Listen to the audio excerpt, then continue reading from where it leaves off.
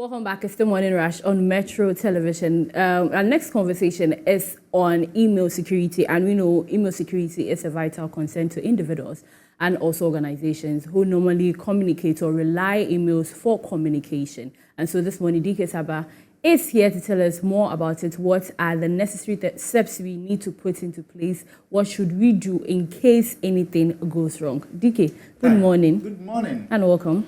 Great. It's good to see you. Yeah, it's good to see you too. Yeah.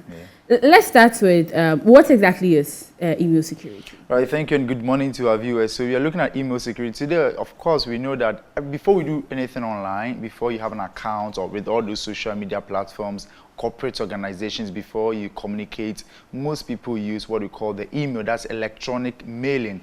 So now there's a part whereby we've moved from those orthodox or those normal PO box system to electronic mailing. So you are looking at how now we send messages through mail system. So we have the Gmail being the popular, that's from Google Mail. Yeah. We have the Yahoo Mail. We have the others like there are lots of them, the Proton Mail and the rest. All are emails. So we're looking at how we can safeguard or protect such platforms. We know that now because for all these scams or for all these compromisation should happen to organizations, individuals, there's a bit that starts with the email, because when they send you those phishing links through your email, you click on them, they start infiltrating you or start monitoring you from that side. So we need to really pay attention to our email. Then we need to also know how we can protect it and safeguard it.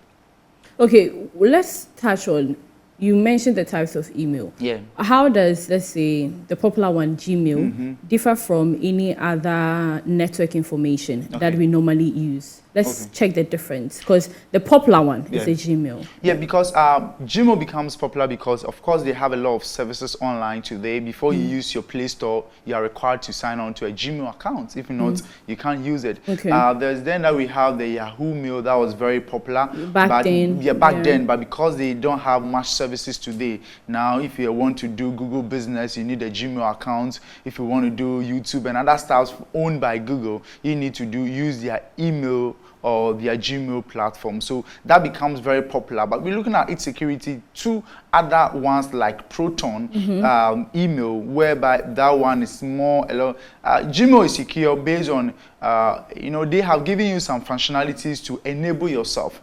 So the point here is that most people use Gmail accounts and they don't use such functionalities like security functionality, like using the 2FA, using how to filter spams and all those stuff. People don't use it, so it becomes a little bit of vulnerable. And what people normally use a lot, that's what these fraudsters, hackers, scammers find more time in doing or in breaking into it to get more things from. So, however, I don't think that most people even use what we call the Proton Mail. Of which the Proton Mail is one that we normally, like security guy like myself and others normally use. So you look at the difference between the two, you could know that the Proton Mail is a little bit secure than the Gmail. What are some of the common threats that actually threatens email? Let's touch on that. That's a phishing attack. So phishing attack has become very common today. And of course, you'll be in your Gmail or you'll be on your mailing platforms whereby you receive links from companies, organizations, these news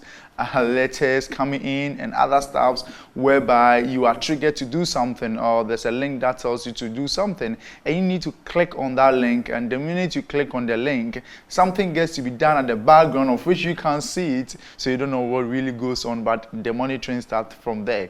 So yes, the most threat is these phishing links that they send to our email. So please, let's be very careful. That has been the very, very most common ones that has been happening. And when it comes to the phishing links, trust me, it comes in so many varieties. Trust me, comes in so many. Today, your email, you receive details from your bank over there. Education is over there, your social platform is over there. So that means that place becomes like a mailing center that holds a lot of confidential information about you. People also even save their password in their Gmail or their email. So look at it, you are entrusting all these in that place and you are not thinking of its security. People just look at it from an angle that, okay, I have set my password, I'm okay. but you're not okay. There are a lot to be done. So Yeah. if you can go through a little bit of the security mechanism, what we can do whilst we use the Gmail, of course, the first one always be setting good password. We've gone through ways to set a good password, so we are not going to talk about that. So yes, you have to set a good password on your Gmail or your email, right? So I don't want to limit it to Google Mail, so email in general. And also we have to also use what we call the two-factor authentication.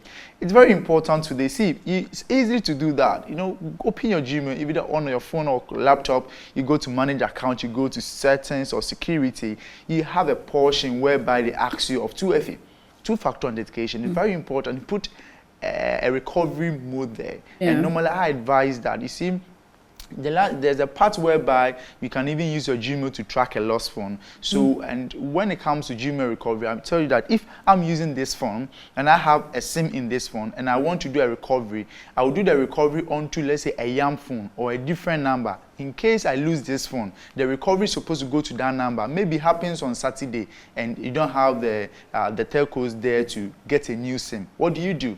You wait till Monday. A lot of things could have been done, right? So just get a spare phone somewhere and do the recovery onto that phone. That's very important. That's the two-factor authentication side. And we also have to use, when it comes to the emails, there are so many filters that in their emails that we can filter to spam messages. I believe that some of the organizations, they have such filters. So personally, you can also check out for those email spam filters that could filter in whatever comes into your email account, and as well as let's inspect whatever comes into our email, right? So there's a message that says, okay, this is from the marketing department of Metro TV. So if it's marketing department from Metro TV, then there definitely is going to be like maybe marketing info, marketing at metrotv.com. It shouldn't be maybe marketing at gmail.com. It doesn't make it authentic, because as if the organization is sending an email, it's definitely going to come from their official email. So you could also check those things to make sure that you are clicking on the right link. And I believe that email education is something that corporate organization, we advise you to take such courses and make sure that your front desk or your administrators are really abreast with how or what even to open on their email. DK, thank you very much for the education this one. Like you said, this one, you just go through, check your password, check if you have the two-factor authentication, and also other filters that you encourage us to. I mean, that one, the individuals, we can't really do it. Or you can easily do it. You can just go to the, I don't want to mention one. Just go how to filter. Spam filters. Good. Spam filter. Just learn how it's done and just go through the process. DK, thank you very, very much. You're welcome. I hope you enjoy the rest of your day.